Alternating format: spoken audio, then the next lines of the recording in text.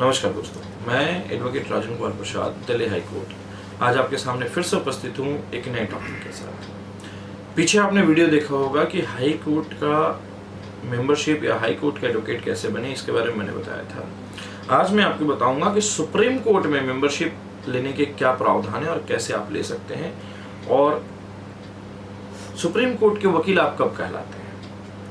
Start करने से पहले मैं आपसे रिक्वेस्ट करूंगा कि प्लीज़ आप चैनल को सब्सक्राइब जरूर करें अगर आप नए हैं तो, साथ ही साथ बेल आइकन को जरूर दबाएं जिससे कि जो भी हम वीडियो लेकर आएँ वो आप तक सही समय पर पहुंच सके। वीडियो अंत तक देखें जिससे कि पूरा टॉपिक समझ में आ सके।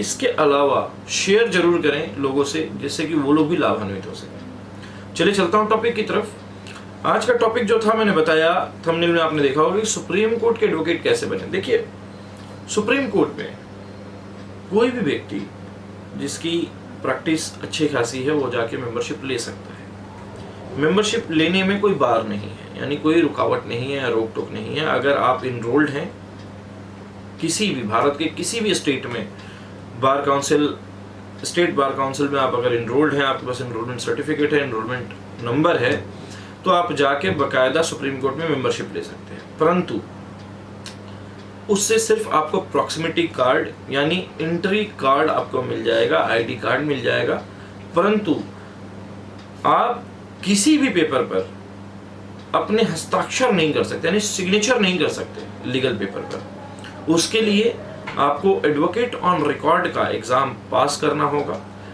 साल में एक बार ये एग्जाम होता है एडवोकेट ऑन रिकॉर्ड का, जिसमें कि 3 साल का मिनिमम एक्सपीरियंस चाहिए होता है, वो भी किसी एडवोकेट ऑन रिकॉर्ड के अंडर प्रैक्टिस का।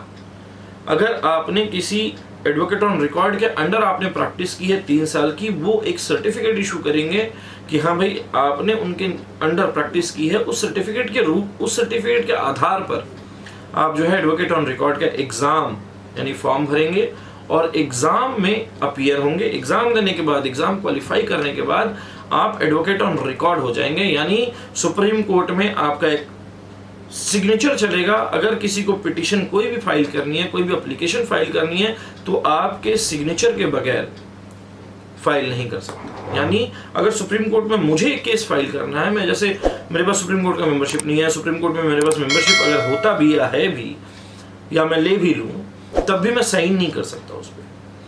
सुप्रीम कोर्ट में साइन करने के लिए, जैसे मैं कोई एप्लीकेशन बनाता हूं लेकिन उस पर मेरे साइन नहीं होंगे, उस पर साइन जब भी होंगे ऑथराइज सिग्नेटरी जो होगा वो एडवोकेट ऑन रिकॉर्ड ही होगा, वही उस पिटीशन पर भी साइन करेगा। साथ ही साथ वकालतनामा जो होता है, उस वकालतनामे पे भी उस एडवोकेट के नाम से, एडवोकेट ऑन रिकॉर्ड के नाम से वकालतनामा छपा हुआ आएगा और बाकायदा वही उसको अटेस्ट करेंगे और क्लाइंट उसी पर साइन करके देगा, तभी वो वकालतनामा कोर्ट में लग सकता है। अदरवाइज आम आदमी या आम वकील जो है अपना वकालतनामा साइन करके सुप्रीम कोर्ट में नहीं लगा सकता। सुप्रीम कोर्ट में एडवोकेट ऑन रिकॉर्ड बनने के लिए मिनिमम आपको 3 इयर्स का एक्सपीरियंस चाहिए ही चाहिए किसी एडवोकेट ऑन रिकॉर्ड के अंडर प्रैक्टिस का।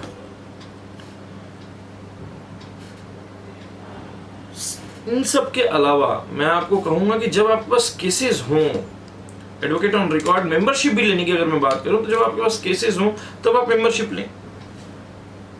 मिनिमम जो फीस होती है एडवोकेट इनरोलमेंट का, यानी bar association of supreme court के मेंबरशिप का, वो 10,000 रुपये होती है। 10,000 रुपये आपको इनरोलमेंट के लिए देना पड़ता है, यानी मेंबरशिप के लिए देना पड़ता है। इसके अलावा आपको हर साल कुछ ना कुछ आपको मेंबरशिप के रूप में, यानी मेंबरशिप इन द सेंस एक बार मेंबरशिप ले लिया तो वो रिन्यू होता रहता है, तो हर साल रिन्यूअल के लिए आपको कुछ ना कुछ पे करना होगा। वो वहाँ की बार बताएगी कि हाँ भाई मिनिमम इतना है, आपने कुछ और फैसिलिटीज यूज की हैं तो उसके हिसाब से ये आपको एक्स्ट्रा देना पड़ेगा, वो बार डिसाइड करती है। जैसे हाई कोर्ट में है कि 5,000 रुपये आपका मिनिमम जो है, दिल्ली हाई कोर्ट में मैं बात करूँ तो 5,000 रुपये मेंबरशिप के लिए लगता है और हर साल 2,500 रुपये का रिन्यूअल होता है। हर साल आपको 2,500 रुपये पे करने हैं, चाहे आप हाई कोर्ट जाएं ना जाएं। अगर आप नहीं देते हैं तो 2 साल के अंदर आपका मेंबरशिप कैंसिल कर दिया जाता है। आपको एक नोटिस निकाला जाता है कि हाँ भाई ये लोगों का ड्यू क्लियर नहीं हुआ है, आप ड्यू क्लियर करें। अगर नहीं करते हैं तो आपका मेंबरशिप लास्ट में आके कैंसिल कर दिया जाता है। वो आपको कोई भी पे नहीं करता, वो आपको खुद के जेब से पे करना होगा। ठीक उसी तरह सुप्रीम कोर्ट में भी ऐसा है। अगर आपने मेंबरशिप ले भी लिया तब भी आपको हर साल रिन्यूअल के लिए एक पेमेंट करना होगा। और एडवोकेट ऑन रिकॉर्ड जाने के बाद, एक बार एग्जाम क्वालिफाई करने के बाद, आप वहां जो है परमानेंटली वकील बन जाते हैं और वहां के एडवोकेट बन जाते हैं, और आपके सिग्नेचर जो है, हस्ताक्षर जो है किसी भी पेपर पर, लीगल पेपर पर या वकालतनामे पे चलना शुरू हो जाता है। कोई भी व्यक्ति अगर कोई भी एप्लीकेशन फाइल करता है या कोई भी एडवोकेट एप्लीकेशन फाइल करता है तो आपके साइन के बगैर नहीं कर सकता। यानी आज भी जो भी सुप्रीम कोर्ट में केसेस डाले जाते हैं उन पे कहीं ना कहीं हस्ताक्षर जो है एडवोकेट ऑन रिकॉर्ड ही करता है, कोई आम वकील नहीं कर सकता। चाहे वो कोई भी PIL डले, कोई भी SLP डले, कोई भी बेल डले, कोई भी अपील डले, कोई भी रिवीजन डले, कुछ भी डले, एनीथिंग, तो उसमें साइन जो है हमेशा एडवोकेट ऑन रिकॉर्ड का ही रहेगा।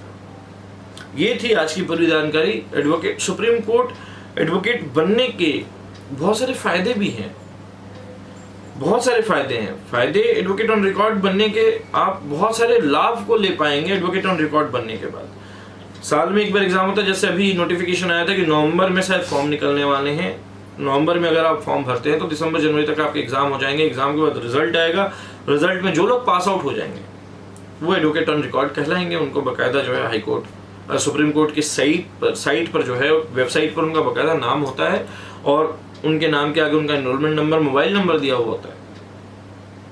जबकि हाई कोर्ट की साइट पर कोई एडवोकेट ऑन रिकॉर्ड का नंबर नहीं होता। कोई ऐसा advocate on record high court में या किसी डिस्ट्रिक्ट कोर्ट में नहीं है। एडवोकेट ऑन रिकॉर्ड हमेशा सुप्रीम कोर्ट में ही होता है। ये सुप्रीम कोर्ट का मेंबर बनने का या सुप्रीम कोर्ट एडवोकेट बनने का ये था तरीका।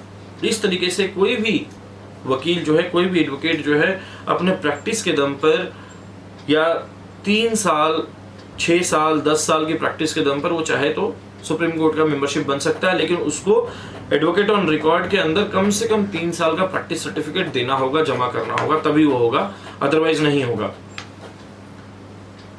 इसके अलावा अगर मैं बात करूं तो हाई कोर्ट का, मैंने बताया कि हाई कोर्ट में कोई जरूरी नहीं है कि आपको कोई एक्सपीरियंस सर्टिफिकेट लगाना पड़े या कोई किसी का एक्सपीरियंस सर्टिफिकेट चाहिए तब आप कर सकेंगे। लेकिन सुप्रीम कोर्ट में मैंडेटरी है कि कम से कम आपको 3 साल का एक्सपीरियंस या प्रैक्टिस सर्टिफिकेट किसी भी एडवोकेट ऑन रिकॉर्ड से लेकर या उसके अंदर प्रैक्टिस करके लाकर लगाना ही होगा। तभी आप एग्जाम के लिए, एग्जाम देने के लिए जो है आप कैपेबल होंगे या एग्जाम देने के लिए क्वालिफाई करेंगे। एग्जाम देने के बाद, क्वालिफाई करने के बाद आप एडवोकेट ऑन रिकॉर्ड बनेंगे और उसके बाद आप सुप्रीम कोर्ट के और फैसिलिटीज का लाभ उठा पाएंगे। ये पूरी वीडियो थी। उम्मीद करता हूं कि वीडियो आपको पूरी तरह से समझ में आई होगी।